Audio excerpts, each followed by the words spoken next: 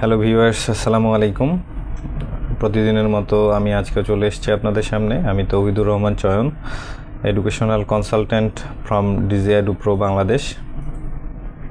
প্রতিদিনের মতো আজকেও কিছু ইনফরমেশন শেয়ার করার জন্য আমি চলে এসেছি। তো আজকে আমরা যে টপিকটা নিয়ে কথা বলবো সেটা হচ্ছে China versus Europe, which is better for international students. আসলে ইন্টারন্যাশনাল স্টুডেন্টদের জন্য চায়না নাকি ইউরোপ কোনটা বেটার হবে, বা কম্প্যারিজনটা আসলে আজকে আমরা দেখব যে কোনটাতে কী ধরনের সুবিধা, কী ধরনের কস্টিং, বা যে টপিকগুলো নিয়ে আলোচনা হবে এটা হচ্ছে cost, scholarship, lifestyle, job opportunity. আজকে এই বিষয়গুলো নিয়ে আমরা কম্প্যারিজন করব। তো প্রথমেই আসলে আমরা আসি যে স্টাডি কস্ট কম্প্যারিজনে আমরা আসি। আসলে চায়নায় স্টাডি কস্টটা কীরকম হয়, ইউরোপে স্টাডি কস্ট কীরকম, প্রথমে আমরা এই বিষয়গুলো জেনে নিই। প্রথমত চায়নাতে ইয়ারলি যে অ্যাভারেজ স্টাডি কস্টটা হয় সেটা হচ্ছে টিউশন ফি বাবদ মোটামুটি বছরে 2000 থেকে 4000 ইউএসডির মতো কস্টিং চলে আসে। ডরমেটরি চলে আসে 600 থেকে 1500 ইউএসডির মধ্যে। লিভিং কস্ট আসলে মান্থলি কস্ট আসে 150 থেকে 300 ইউএসডি এরকম। হ্যাঁ, মূলত আসলে এটা অ্যাভারেজ একটা কস্ট, এক এক জায়গায় এক এক রকম হতে পারে, কিছু কম বেশি ভ্যারিয়েশন হতে পারে আর কি।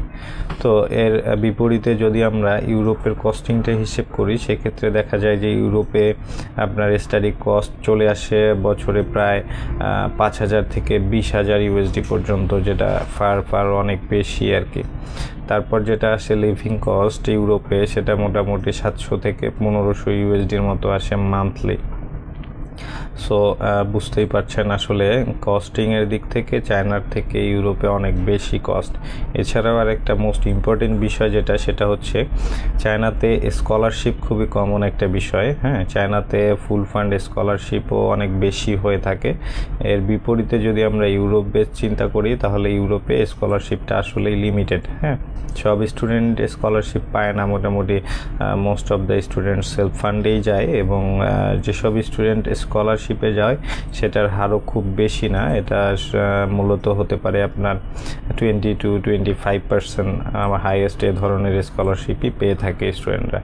সো আসলে চায়না জেনারেলি চিপার স্টাডি ডেস্টিনেশন, মানে চায়নাতে হচ্ছে খুব কম খরচেই আপনি পড়াশোনাটা কমপ্লিট করে ফেলতে পারবেন, এবং সেটা যদি হয় স্কলারশিপের সাথে তাহলে তো আরও অনেক কমে যাবে আপনার পড়াশোনার কস্টিং আর কি। এরপর আমরা আসি আসলে স্কলারশিপ অপরচুনিটিটা নিয়ে কথা বলি, যে চায়নাতে বা ইউরোপে কোথায় স্কলারশিপ অপরচুনিটিটা কীরকম হয়ে থাকে। তো প্রথমত চায়না নিয়ে কথা বলি। চায়নাতে যে ধরনের স্কলারশিপগুলো পাওয়া যায় সেটা প্রথমেই বলতে হবে সিএসসি স্কলারশিপ, যেটা আসলে চাইনিজ গভর্নমেন্ট স্কলারশিপ। তারপর আসে প্রভিন্সিয়াল বা মিউনিসিপ্যাল স্কলারশিপ, তারপর আসে ইউনিভার্সিটি ওয়াইজ স্কলারশিপ এবং one belt one road scholarship. এ ধরনের বেশ কিছু স্কলারশিপ চায়না থেকে পাওয়া যায়, এবং মোটামুটি সব স্কলারশিপেই ফুল ফান্ডেড স্কলারশিপটা অ্যাভেলেবেল থাকে। সিএসসি স্কলারশিপের আওতায় যারা থাকে তারা তো অবশ্যই ফুল ফান্ড স্কলারশিপ প্লাস স্টাইপেন্ডের আওতায় থাকে। এছাড়াও যে স্কলারশিপগুলো রয়েছে এগুলোতেও আসলে ফুল ফান্ড স্কলারশিপ পসিবল, এবং ফুল ফান্ড স্কলারশিপেও অনেক স্টুডেন্ট চায়নাতে পড়াশোনা করছে। এর বিপরীতে আমরা যদি ইউরোপের স্কলারশিপগুলো নিয়ে আলোচনা করি তাহলে ইউরোপে মোস্ট ফেমাস স্কলারশিপ হচ্ছে ইরাসমাস স্কলারশিপ।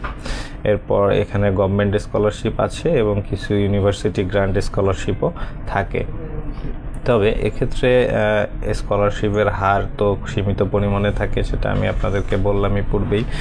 তাছাড়াও এখানে কম্পিটিশনটা অনেক বেশি হাই থাকে, কারণ ইউরোপে আসলে স্টুডেন্টরা যাওয়ার চাহিদা অনেক বেশি। এদিক থেকে আসলে কম্পিটিশনটা অনেক বেশি হাই হয়ে থাকে ইউরোপে। তো স্কলারশিপের ডিফারেন্সগুলো আমরা জানতে পারলাম। এরপর আমরা চলে আসি হচ্ছে লাইফস্টাইল এবং কালচারের দিকে। আসলে চায়নার লাইফস্টাইল এবং কালচারটা কীরকম, বা ইউরোপের লাইফস্টাইল এবং কালচারটা কীরকম, আমরা এটা নিয়ে এবার জানি। তো প্রথমে আসলে চায়না নিয়ে আলোচনা করি। প্রথমেই চায়নার কালচার যদি লাইফস্টাইল নিয়ে কথা বলি তাহলে চায়নার আসলে ডিজিটাল লাইফস্টাইল। হ্যাঁ, এখানে মোটামুটি সব কিছু আধুনিকভাবে, মানুষজনও আধুনিক, চলাফেরা এবং লাইফস্টাইলটাও আধুনিক। আর সিটিগুলো যেগুলো আছে এই সিটিগুলো সেফ বলা চলে। আর আপনারা তো জানেনই চায়না মূলত হচ্ছে বলতে গেলে সিসি ক্যামেরা দিয়ে আবরিত একটা দেশ আমরা বলতে পারি। চায়নাতে যদি কথার কথা বলতে হয় তাহলে সিটিগুলোতে মনে হয় যে মানুষের চাইতে সিসি ক্যামেরাই বেশি হয়ে যাবে, এরকম অবস্থা। তো বুঝতেই পারছেন সিটিসগুলো আসলে কতটা সেফ। তারপর যেটা আসে সেটা হচ্ছে ডিফারেন্ট ফুড কালচার। আসলে চায়নায় ফুড কালচারটা একটু ভিন্ন ধরনের, বিশেষ করে আমাদের বাংলাদেশ থেকে অনেক পার্থক্য আর কি। বাংলাদেশের ফুড কালচার এবং চায়নার ফুড কালচার অনেক বেশি ডিফারেন্স। হয়তোবা আমরা সেটাতে অ্যাডজাস্ট করে নিতে প্রবলেম হয় এবং অ্যাডজাস্ট করে নিতে কিছু বেশি সময়ও লেগে থাকে। এবং সবচেয়ে বেশি যেটা প্রতিকূলতার সৃষ্টি হয় সেটা হচ্ছে ল্যাঙ্গুয়েজ ব্যারিয়ারটা। আসলে চায়নাতে most of the local people আসলে চাইনিজ ল্যাঙ্গুয়েজেই কথা বলে, মানে সবাই চাইনিজ ল্যাঙ্গুয়েজেই কথা বলে। খুব সীমিত সংখ্যক লোক ইংরেজিতে কথা বলে বা বোঝে। এই জন্য ল্যাঙ্গুয়েজ ব্যারিয়ারটা অনেক বেশি প্রতিবন্ধকতা সৃষ্টি করে চায়নার ক্ষেত্রে। এবার আসি আমরা ইউরোপের ক্ষেত্রে। ইউরোপে যদি আমরা বলি, ইউরোপের কালচার আসলে মূলত ওপেন কালচার। হ্যাঁ, এখানে কোনো ধরনের প্রবলেম নেই, রেস্ট্রিকশন নেই। আপনি আপনার কালচারটা সেখানে অ্যাপ্লাই করতে পারবেন। আপনি আপনার দেশে, যদি বাংলাদেশের কথাই বলি, আমরা বাংলাদেশে যে ধরনের কালচার ফলো করি আমরা চাইলে ইউরোপে গিয়ে আমরা সেম কালচারটা আমাদের মতো করেই পালন করতে পারবো। এই ফ্যাসিলিটিসটা আছে। সুতরাং বলতেই পারি যে ইউরোপ হচ্ছে ওপেন কালচার মাইন্ডেড। তারপর যেটা আসে সেটা হচ্ছে ইংলিশ আর কি ওয়াইডলি ইউজ হয়, কারণ ইউরোপের মোস্ট অফ দ্য পিপল ইংরেজিতেই কথা বলে, তারা ইংরেজিতেই কনভারসেশন কমিউনিকেশন করে। সো এটা আমাদের জন্য একটু ইজিয়ার হয়ে যায় ইউরোপের ক্ষেত্রে। এরপর যেটা আসে সেটা হচ্ছে ট্রাভেল অপরচুনিটি। ইউরোপে আসলে সেনজেনভুক্ত, যেমন বলতে গেলে উদাহরণস্বরূপ সেনজেনভুক্ত যে কান্ট্রিগুলো আছে এগুলোতে আপনারা খুব ইজিলি ট্রাভেল করতে পারবেন, খুব ইজিলি মুভ করতে পারবেন। তারপর যে সুবিধাটা সবচেয়ে বেশি সেটা হচ্ছে আসলে চায়নার থেকে ইউরোপে মোর ফ্রিডম, স্বাধীনতা অনেক বেশি। আপনি সেখানে নিজের মতো চলতে ফিরতে থাকতে খেতে পারবেন, এতে কোনো ধরনের কোনো প্রবলেম নেই। এজন্য এইটু ডিফারেন্স আসলে চায়নায় কিছু ব্যারিয়ার আছে যেগুলো হচ্ছে ইউরোপে নেই। কালচার এবং লাইফস্টাইলের ক্ষেত্রে এই ধরনের ডিফারেন্স। ফুড কালচার দুই দেশে দুই রকম। ইউরোপে আপনি নিজের মতো খেতে পারবেন, দুইটাতেই আপনি যদি নিজের মতো করে অ্যারেঞ্জ করে খেতে পারেন তাহলে কোনো সমস্যা নেই। অথবা হচ্ছে চায়নাতে তাদের খাদ্যাভ্যাসে আপনার অভ্যস্ত হতে সময় লাগবে, বা হতে পারে আপনি অভ্যস্ত হতে পারবেন না, এ ধরনের সিচুয়েশনও হতে পারে। কিন্তু ইউরোপেও আপনি নিজের মতো করে খেতে পারবেন। ইউরোপ আসলে ওপেন মাইন্ডেড, এখানে সব কিছুই ওপেনলি চলে, কোনো প্রবলেম নেই। এবার লাস্টলি মোস্ট ইম্পর্টেন্ট যে টপিকটা নিয়ে আমরা কথা বলবো সেটা হচ্ছে জব অপরচুনিটি। আসলে জব অপরচুনিটিটা কোথায় কেমন, চায়নাতে কীরকম বা ইউরোপে কীরকম, আমরা এইটা নিয়ে একটু আলোচনা করি, এটা নিয়ে জানি। তো আপনারা হয়তো স্বাভাবিকভাবেই জেনে থাকবেন চায়নাতে আসলে জব অপরচুনিটি খুবই কম, এবং সেটা যদি হয় স্টুডেন্টের ক্ষেত্রে। চায়না আসলে স্কলারশিপটা দিয়ে থাকে এবং most of the student full fund স্কলারশিপেই পড়ে থাকে, বিশেষ করে টিউশনে। সো যখন আপনার স্কলারশিপটা ফুল ফান্ডেড থাকে, সো চায়না স্বাভাবিকভাবে চায় যে স্টুডেন্টরা পড়াশোনা করুক, নিয়মিত পড়াশোনায় ভালো করুক, পড়াশোনায় ভালো রেজাল্ট করুক এবং তাদের ক্যারিয়ারটা আরও ডেভেলপ হোক।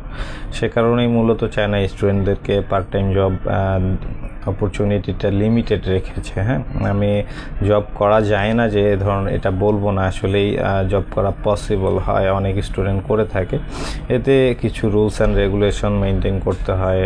যদি উদাহরণস্বরূপ বলি তাহলে ইউনিভার্সিটি থেকে পারমিশন নিয়ে তারপর আপনাকে পার্ট টাইম জবে জয়েন করতে হয়। করতে পারবেন কিন্তু কিছু পারমিশনের বিষয় থেকে যায়। তো এর ক্ষেত্রে এই জন্যই বলছি স্টুডেন্ট পার্ট টাইম জবটা লিমিটেড চায়নাতে।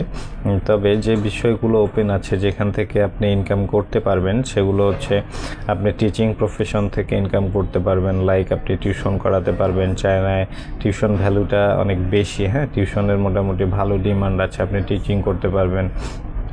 দেন আপনি ওয়ার্ক প্লেসে গিয়ে পার্ট টাইম জব করতে না পারলেও আপনি কিন্তু অনলাইন ওয়ার্কগুলো করতে পারবেন। আপনি আপনার ডরমেটরিতে বা আপনার অ্যাপার্টমেন্টে থেকে অনলাইনে যে বিভিন্ন ধরনের কাজ করা যায় এগুলো আপনি করতে পারবেন। সো আসলে এটা তখন একজন ছাত্র বা ছাত্রীর জন্য সুবিধাজনক হয় যখন তার কোনো কম্পিউটার বেস যদি স্কিল থেকে থাকে, এটা আপনার জন্য অনেক বেশি সুবিধাজনক হবে অনলাইন ওয়ার্কের ক্ষেত্রে। এরপর যেটা আসে হচ্ছে চায়নায় ইন্টার্নশিপ অপরচুনিটিটা অনেক ভালো। হ্যাঁ, ইন্টার্নশিপ করতে পারবেন আপনি প্রতিটা প্রোগ্রাম কোর্স শেষেই ইন্টার্নশিপ অপরচুনিটি আছে। এর বিপরীতে যদি আমরা ইউরোপ নিয়ে আলোচনা করি, আসলে সেখানে পার্ট টাইম ফ্যাসিলিটিটা অনেক বেশি, পার্ট টাইম জব অ্যালোড ইউরোপে। আপনি পার্ট টাইম জব করে হয়তো বা আপনার দিনাতিপাত করতে পারবেন, একটা ভালো ধরনের ইনকামও করতে পারবেন, এবং এর বাইরেও আসলে ইউরোপে ওয়ার্ক পারমিটটা অনেক বেশি ইজিয়ার চায়নার ক্ষেত্রে। আসলে জব অপরচুনিটিতে ডিফারেন্স এতটুকুই, চায়নাতে স্টুডেন্টদের জব অপরচুনিটি লিমিটেড এবং ইউরোপে স্টুডেন্টদের জব অপরচুনিটি অনেক বেশি। আওয়ার লিমিটেশন থাকে, তবে তাদের অপরচুনিটিটা অনেক বেশি এক্ষেত্রে। এখন আমরা যদি পুরো আলোচনা থেকে সারমর্ম নিয়ে কথা বলি, তাহলে বলতে হয় যে হচ্ছে কষ্টের দিক থেকে, যদি খরচের দিক থেকে হিসেব করেন, তাহলে এক্ষেত্রে চায়না হচ্ছে ফ্রেন্ডলি, কস্ট ফ্রেন্ডলি আর কি। আপনার কস্ট অনেক চিপ হবে, অনেক কম খরচে আপনি আপনার পড়াশোনাটা কমপ্লিট করতে পারবেন। আর যদি এদিক থেকে ইউরোপের দিক বিবেচনা করেন, সেক্ষেত্রে আপনার পড়াশোনার খরচটা অনেক বেশি বেড়ে যায়, লিভিং কস্টও অনেক বেশি হয়। আবার চায়নার ক্ষেত্রে যেটা হয় সেটা হচ্ছে আপনার এখানে জব অপরচুনিটিটা লিমিটেড, ইউরোপে আবার আপনার জব অপরচুনিটিটা আছে অনেক বেশি চায়নার থেকে। আসলে দুই রকম সুবিধা আছে, অসুবিধা আছে, এই বিষয়গুলো আপনাদেরকে বিবেচনা করতে হবে, দেন আপনারা সিদ্ধান্ত নেবেন। তো লাস্টলি যদি বলতে হয় which one is better depends on your আসলে গোল। আপনি কোনটা, চায়না নাকি ইউরোপ, আপনি কোনটায় যাবেন বা কোনটা নিয়ে আপনি চিন্তা করবেন, এটা আসলে আপনাকে আপনার গোলটা কি, আপনার ফিউচারে আপনি কি করতে চান, এটা আগে আপনাকে ঠিক করতে হবে। তারপর আপনি সিদ্ধান্ত নিতে পারবেন যে কোন দেশ আপনার জন্য পারফেক্ট হবে। আমি উদাহরণস্বরূপ জাস্ট বলি, যদি আপনার বাজেট লো হয়ে থাকে তাহলে চায়না আপনার জন্য বেস্ট হবে। যদি আপনি ওয়ার্ক এক্সপেরিয়েন্সটাকে ইম্পর্টেন্স দিয়ে থাকেন, তাহলে এক্ষেত্রে বলতেই হবে যে ইউরোপ আপনার জন্য বেটার হবে। আবার যদি আপনার স্কলারশিপ টার্গেট হয়ে থাকে যে আমি স্কলারশিপে আমার এডুকেশন কমপ্লিট করব, এক্ষেত্রে চায়না আপনার জন্য বেস্ট হবে। আসলে বোথ ডেস্টিনেশন গুড, দুইটা ডেস্টিনেশনই অনেক ভালো, কিন্তু হচ্ছে আপনার স্ট্র্যাটেজিটা ডিফারেন্স, এটা পুরোটা ডিপেন্ড করে আপনার উপর, আপনি আসলে কোন দেশটাকে কীভাবে নেবেন। সো ভিউয়ার্স, আজকে আমরা যে টপিকটা নিয়ে আলোচনা করলাম, আসলে চায়না নাকি ইউরোপ কোনটা আপনার জন্য বেটার হবে, আমি দুইটারই tuition fees, living cost, others কস্টগুলো তুলে ধরার ট্রাই করেছি যেন আপনারা ডিফারেন্সটা বুঝতে পারেন। স্কলারশিপ অপরচুনিটিটা নিয়েও কথা বলেছি, লাইফস্টাইল এবং কালচার নিয়েও বললাম বেশ কিছু কথা, এবং জব অপরচুনিটি বললাম লাস্টলি। সো আপনারা দুইটা দিকই বিবেচনা করে সিদ্ধান্ত নেবেন আসলে কোনটা আপনাদের জন্য বেটার। লাস্টলি আমি বলেও দিয়েছি, যাদের বাজেট প্রবলেম থাকে বা বাজেট লো থাকে তারা চায়নাতে যেতে পারেন, যাদের জব এক্সপেরিয়েন্স দরকার, যারা জব করতে চান, ইনকামও করতে চান পড়াশোনার পাশাপাশি, তাদের জন্য অবভিয়াসলি ইউরোপ বেটার। এবং যদি আপনাদের স্কলারশিপ টার্গেট হয়ে থাকে যে আমি আসলে ফুল ফান্ড স্কলারশিপে পড়তে চাই এবং পড়াশোনার দিকটাতে আমি ভালো নজর দিতে চাই, আমি পড়াশোনাটাতে ভালো করতে চাই, তাহলে অবশ্যই চায়না আপনার জন্য বেটার।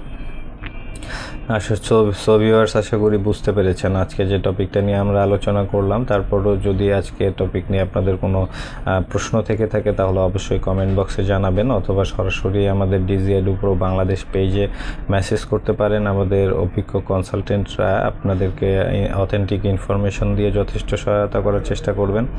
সো আজকে এই পর্যন্তই, সবাই ভালো থাকবেন, সুস্থ থাকবেন। পরবর্তীতে আবার নতুন কোনো টপিক নিয়ে আপনাদের সামনে দেখা হবে। আজকে এই পর্যন্তই।